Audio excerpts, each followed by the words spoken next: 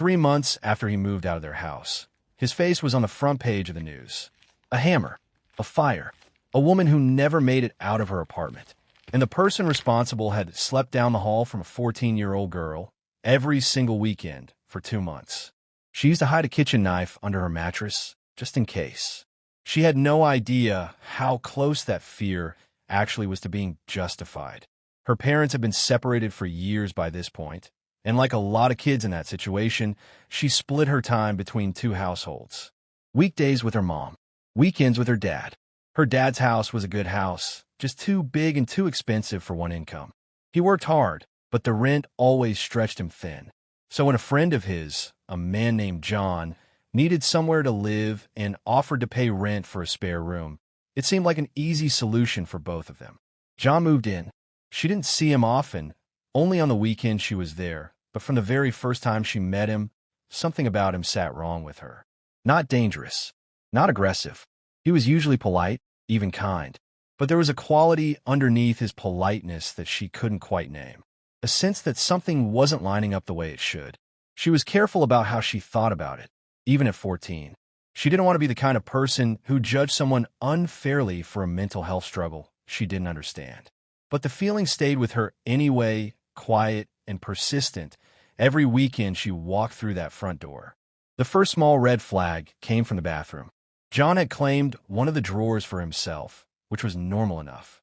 But one day she opened it, maybe out of boredom, maybe out of curiosity, and found an unsettling number of pill bottles inside. She didn't know what they were for. She still doesn't, to this day. But the sheer volume of them left an uneasy feeling that didn't fully go away.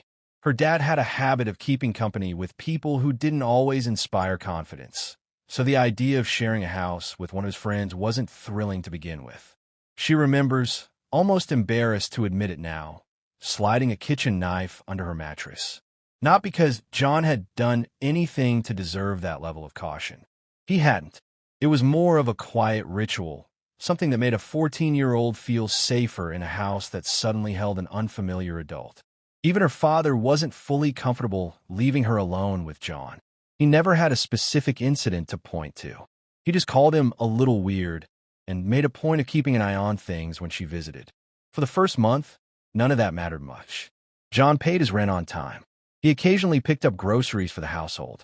He was, by every visible measure, a normal roommate. Then the second month began, and nobody in that house knew yet that John had quietly stopped taking his medication. The shift was slow enough that it almost slipped past unnoticed at first. It started with the cat. Her dad had a cat that the family loved, and John began making strange, unsettling comments about it, specifically about how her father interacted with the animal. The implications behind those comments were disturbing and completely untrue, but at first they sounded more like odd, off-color jokes than anything serious. Over the following weeks, the comments changed. They became less like strange humor and more like something detached from reality entirely. Her father started noticing the shift more clearly than she did, since he was the one living there full-time. He began arranging things so John was either out of the house or confined to his room whenever she came to visit. He never explained exactly why.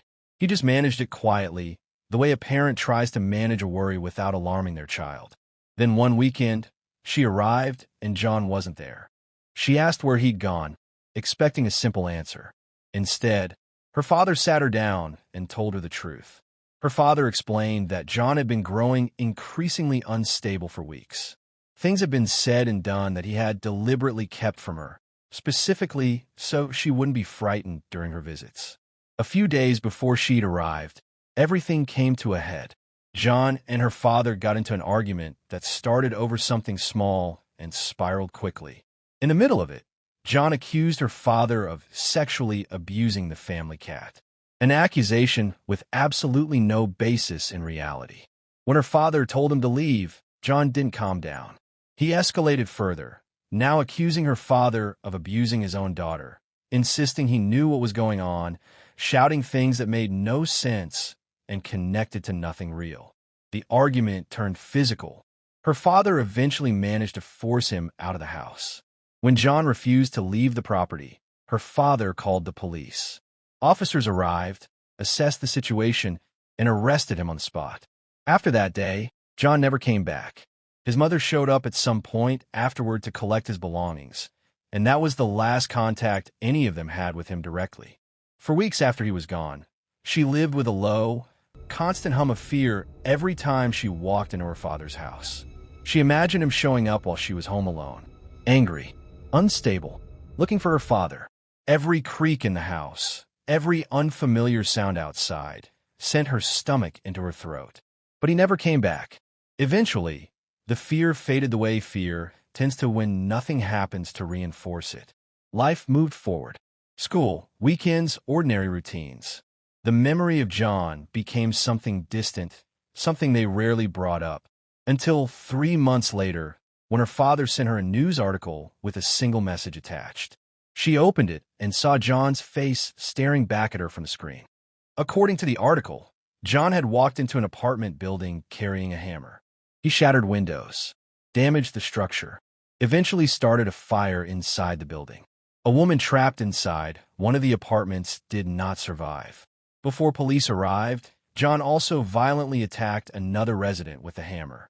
The most chilling detail in the entire article was this. John had no connection to that building, no connection to the victims. He didn't know any of them. They were complete strangers to him, in a building he had no reason to be inside of. John was arrested at the scene. Based on what's been reported, he remains in custody. For her and her father, the story didn't end with an arrest, the way these things sometimes do in the news. It lingered. It still does, even years later.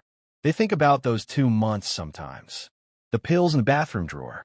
The knife under the mattress that felt silly at the time. The comments about the cat that seemed strange but harmless. The argument that turned physical. The version of events where her father didn't manage to force him out of the house that day.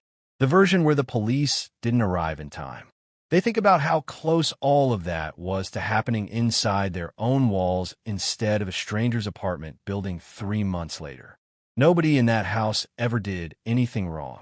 John was a person living with a serious, untreated mental health condition, and when that condition went unmanaged, it led to an unimaginable tragedy for a family who had never met him and a community that never saw it coming. What stays with her most isn't fear of John specifically. It's the unsettling randomness of it.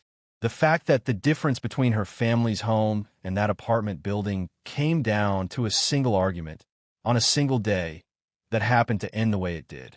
Mental health crises like this one are rare, and most people living with serious mental illness never hurt anyone. But when warning signs do appear in a family member, a roommate, a friend, they're often easy to miss or explain away until it's too late. So here's what I want to ask you.